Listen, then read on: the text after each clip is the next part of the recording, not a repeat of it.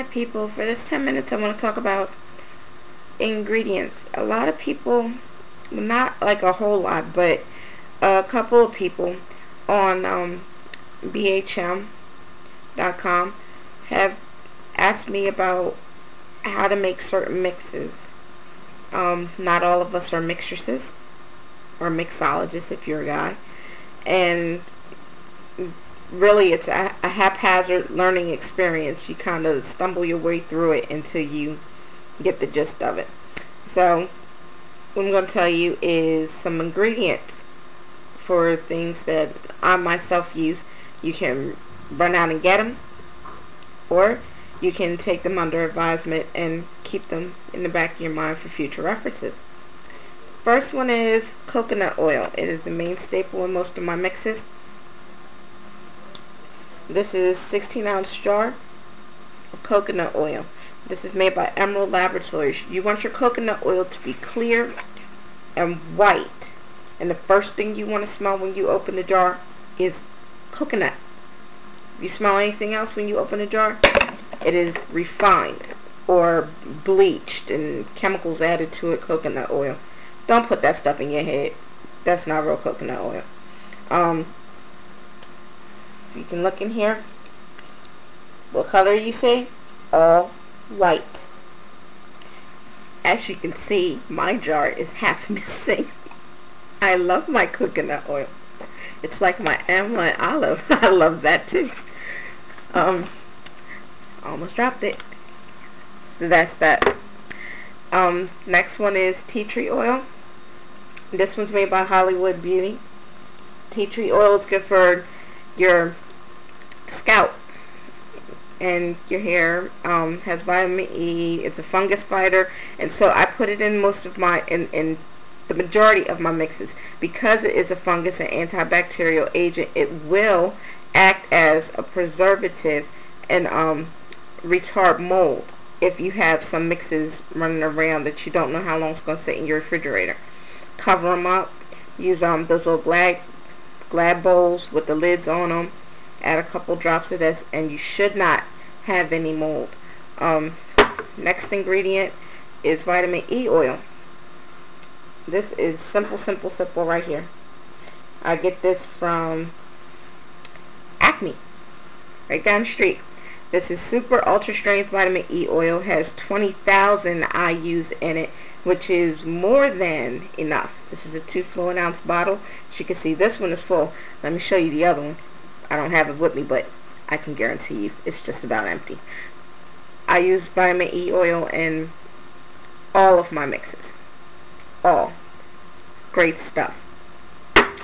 The next one I have, and I've been telling people about this on BHM and suggesting it to them, Wonder 8 oil. It's Ginseng Miracle Wonder 8 oil. My bottle again, almost empty. I like the way this stuff smells.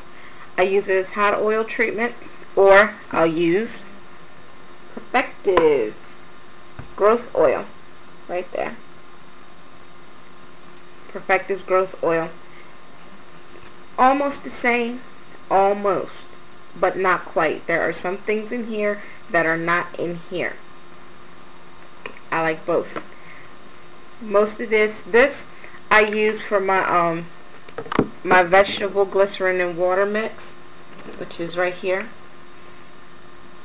It says mixed bottle, and you might get a little hint right here. This is all the oils that I put in it. My jojoba and vitamin E oil, loads coconut oil, vegetable glycerin, aloe vera gel, and boiled spring water. That's what's in this.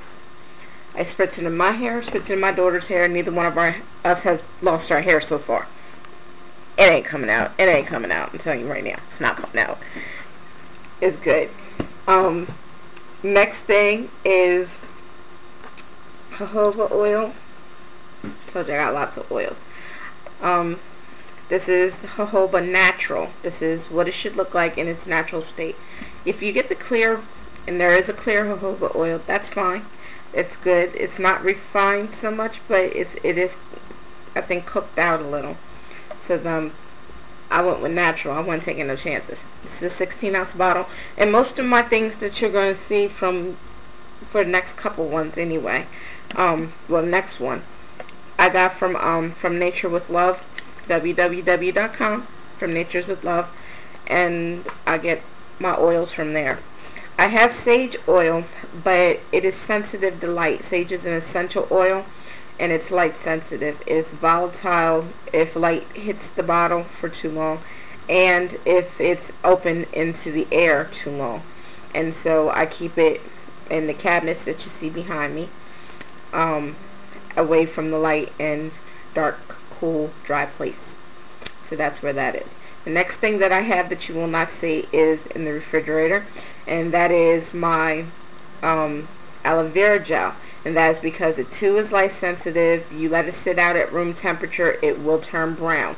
If it starts to turn brown, it doesn't necessarily mean that the aloe vera is bad, but it does mean that it is losing the properties that it has, and so you want to just leave it in the refrigerator, in the back, in the dark, not where the light can get to it when you open up the door. Next thing that I got from Nature with Love is vegetable glycerin. To all the ladies on BHM that have asked me, where do you get vegetable glycerin? From naturewithlove.com. Not expensive. I got the 32-ounce bottle. I am a bulk person because I do not have time or money to be wasting on looking for stuff or getting stuff that I really can't afford to be getting in small doses. So I buy bulk, and it goes a long way. As you could see, my vegetable glycerin isn't really completely used, and that's because you don't really need that much of it at all. Next thing that I have that you won't see from Nature of Love is rosemary leaves. I don't have rosemary tea bags. They don't sell them around here that I could find, and so I went ahead and bought the rosemary tea bags. And what I do with my rosemary water spritz is I take the leaves and I put them in a netting, about a tablespoon and a half, and tie the net up into a ball. And then once I get the water boiling, drop the ball in, let it boil 5 minutes, turn it down on simmer, and let it steep with the lid on the pot until I get the rosemary water. Extract the ball, squeeze it out, throw the leaves away, keep the cotton netting, pour it in the bottle. This is my rosemary mix. I have 2 of them. One's in a green bottle that I had kept from stupid M&M products. Don't like them. But got rid of the labels anyway and kept the spray bottle, because you can never have too many spray bottles. And that's another thing that's key for your mixes. If you're going to be making spritzes and anything like that, you want to use spray bottles. Ingredients for other mixes that I've made. This may say Do Grow on it right here, but I got rid of the Do Grow in it, and it's because the first ingredient in it is petrolatum, which is still petroleum, and that's bad for you. So I dumped all that, and I made a shea butter sage mix. Yeah, it has shea butter, sage, coconut oil, my heavy cream, a splash of coconut milk, and all that is preserved by tea tree oil. And those are my mixes. I actually have a honey, coconut milk, and coconut oil pre-poo that I make, but I don't keep that sitting around. I just pretty much make it in my little mix bowl that I have and apply it with, hello ladies, relaxer application bus. Yes, I'm a cosmetologist, and I have several.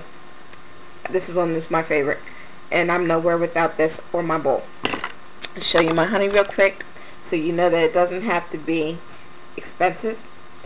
This is just Kid Food blended honey. Yummy. There's nothing else in it but honey. That's it. That's all. So when you think about your mixes, think about what you're going to be putting in it. Think about suspension. Think about time of spoilage, definitely. And especially for your coconut milk or anything that you think is going to go bad. One thing I have found out is that with my rosemary mix, it will sit out at room temperature for about 3 weeks. After 3 weeks, it starts to smell rancid, and then you got to make a new batch. I did that with the first test batch just to find out how long it was going to last, and that's how far I got. So, I hope I've enlightened someone along the way. Thanks for your time. Bye.